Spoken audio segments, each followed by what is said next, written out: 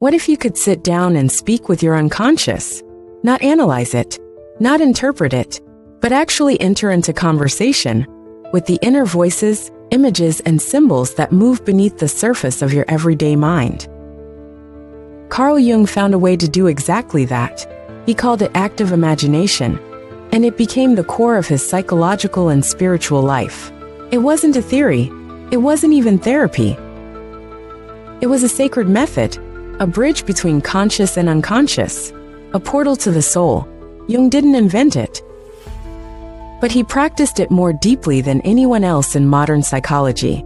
During his confrontation with the unconscious, in the years after breaking with Freud, he used active imagination to enter visions, speak with dream figures, draw mandalas, and record inner dialogues that would eventually become the Red Book. He described sitting in his study, closing his eyes and waiting, not passively, but attentively. When a figure appeared in his mind's eye, a voice, a place, a mood, he would let it unfold. Then he would engage it, ask questions, follow the feeling. Sometimes he drew what he saw. Other times he wrote the conversations down word for word. The result was not madness. It was meaning. Jung once said, "The years when I pursued the inner images were the most important time of my life. Everything else is to be derived from this." In this video, we'll explore active imagination, not as a vague concept, but as a living practice. You'll learn where it comes from, how Jung used it, what makes it different from fantasy or dreaming, and how it can be used as a powerful method for self-discovery, healing, and inner transformation. Because the unconscious doesn't just want to be observed. It wants to be heard. It wants to speak. And when you listen, truly listen, something ancient wakes up. Not just insight, but soul. Jung discovered active imagination not as a technique, but as a necessity. In 1913, after his break with Freud, he entered what he later called his confrontation with the unconscious. He began experiencing powerful waking visions, some beautiful, some terrifying. He feared he was going mad, but instead of suppressing the images, he turned toward them. He made a radical choice, to enter the dream while awake. He would sit in silence and invite the image to appear. He didn't control it, but he didn't passively drift either. Instead, he engaged actively. If a figure appeared, he spoke with it. If a landscape unfolded, he explored it. He followed the unconscious as one might follow a guide through unknown territory. This process became what he called active imagination, a conscious dialogue with the unconscious, using images, voices, and symbols as the bridge. Crystal ball. What is active imagination? Jung described it as the deliberate confrontation with the contents of the unconscious. Unlike daydreaming, which is passive and unfocused, active imagination is intentional, emotional, and interactive. The process unfolds in 4 general phases. The image emerges.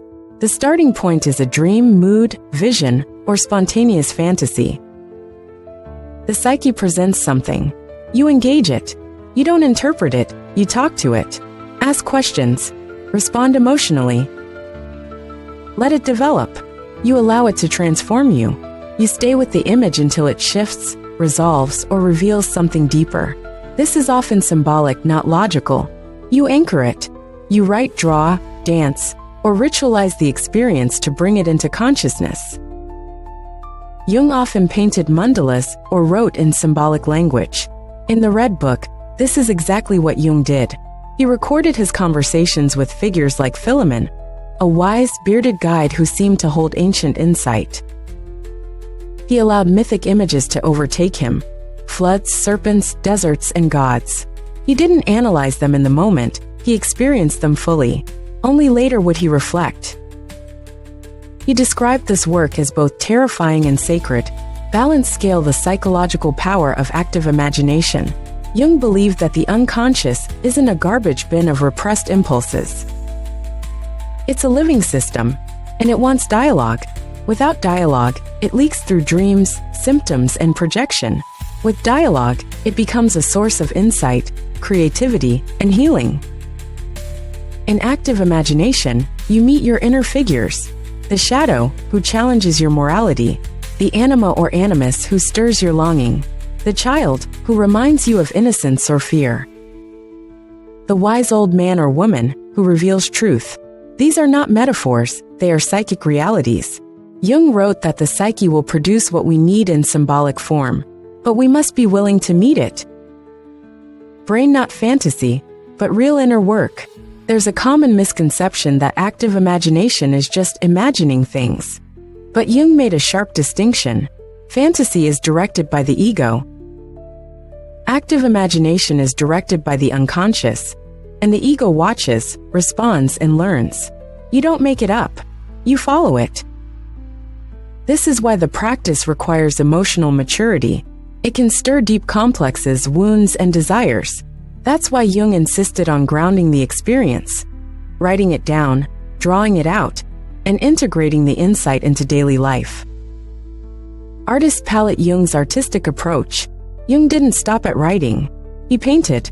In the Red Book, page after page is filled with radiant mandalas, mythical creatures, dreamlike figures. These weren't decoration, they were anchors. He painted what he saw, so that the image wouldn't fade. He wrote, "The image is the word that mediates between the unconscious and the conscious." The act of creation, writing, drawing, sculpting, becomes part of the healing. The soul doesn't speak in bullet points. It speaks in symbolic language. And when we meet it there, we are changed. Repeat button repetition and relationship. Active imagination is not a one-time event. It's a relationship. The more you return to it, the deeper the dialogue becomes. The figures evolve. The settings change. You learn their names. You gain insight not through intellect, but through experience. Sometimes the unconscious confronts you. Sometimes it soothes. But it always has something to say. Seedling why it matters today in a world dominated by rationality and speed.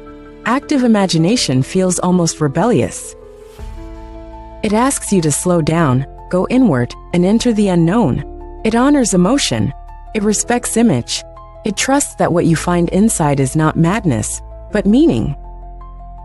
It's not about fixing yourself. It's about listening to yourself more deeply than you ever have before. Jung used this process not only to save his own sanity, but to shape his entire psychology. Archetypes, individuation, the self, all emerged from this inner work, and he believed anyone could do it. He wrote, "Active imagination is the most powerful method I know for integrating the unconscious." But it takes courage, because when the unconscious speaks, it often says what the ego doesn't want to hear. Carl Jung didn't just want to understand the unconscious. He wanted to meet it, to speak with it, to bring its voices out of the dark and into the light. And so he sat. He listened. He wrote. He painted. And from that act of sacred attention, active imagination was born. This wasn't therapy. It wasn't dream interpretation. It was relationship. A conscious encounter with the unconscious. Not to control it, but to collaborate with it. To walk beside it. To let it shape him, speak to him, and teach him. Jung believed that every person has access to this inner world. That the unconscious isn't a foreign land, it's our native ground. And it has something urgent to say, but most of us are too busy, too afraid, too conditioned to only trust what we can measure or explain. And yet the soul still speaks. In dreams, in moods, in obsessions, in stray thoughts and strange coincidences. What if you stopped ignoring it? What if you met it, not as a threat, but as a teacher? That's the invitation of active imagination. Not to make something up, but to let something in. To sit with an image until it speaks. To write until the voice becomes clear. To draw until the pattern reveals its shape. Not for performance, but for presence. Because beneath your surface self lives a world. Jung once wrote, "The encounter with the self is at once the darkest and the most brilliant experience." An active imagination is how you get there. So don't wait for answers to come from the outside. Close your eyes. Open your inner ear. Let the image arise. and begin the conversation.